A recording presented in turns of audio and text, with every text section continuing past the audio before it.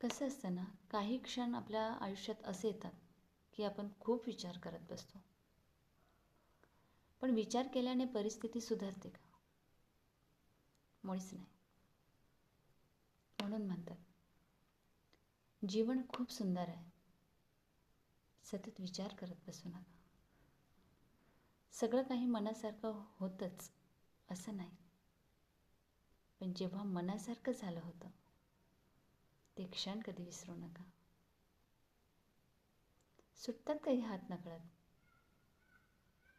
पण जे हात आत्ता सोबत आहेत त्यांना कधी सोडू नका. जीवन खूप सुंदर आहे. फक्त सतत विचार करत बसू नका.